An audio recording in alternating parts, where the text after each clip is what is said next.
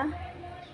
Hello বন্ধুরা, দেখুন আমার পার্লারে আমি আজকে আমার একটা দিদির মেয়ের হেয়ার কাটিং করেছি, পুরোটা দেখাচ্ছি।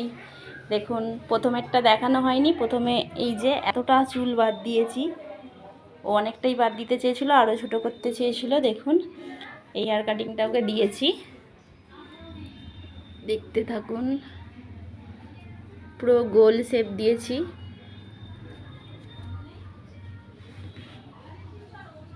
দেখুন ওর চুলটা কি সুন্দর দেখতে লাগছে।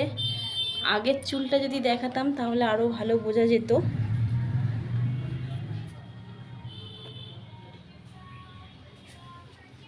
দেখুন কি সুন্দর দেখতে লাগছে চুলটা।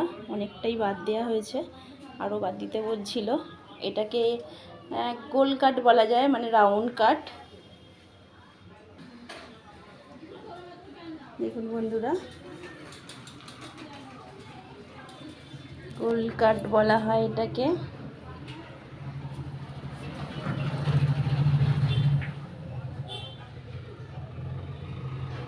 মাঝে মাঝে ভালো দেখা যাচ্ছে, মাঝে মাঝে দেখা যাচ্ছে।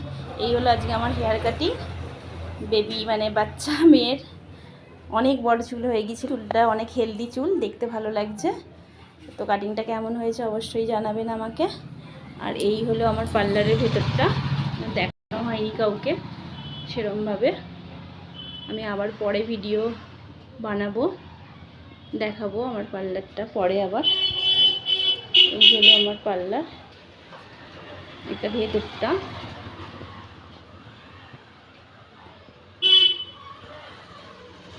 এদিকে একটা আলমারি গেট, এদিকে একটা আলমারি, এদিকে একটা আয়না বসার, এদিকে আমার কোর্স সার্টিফিকেট, এদিকে সব, এদিকে একটা চেয়ার। আর একটা চেয়ার নেওয়া হয়নি, এখন আমি থাকতেই পারি না, শ্বশুরবাড়িতে থাকতে হয়।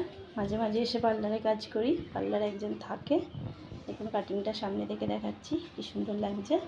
অবশ্যই আপনারা আমাকে কমেন্ট করে জানাবেন কেমন হলো। ওকে, বাই বন্ধুরা, পরের ভিডিও নিয়ে আবার আসবো।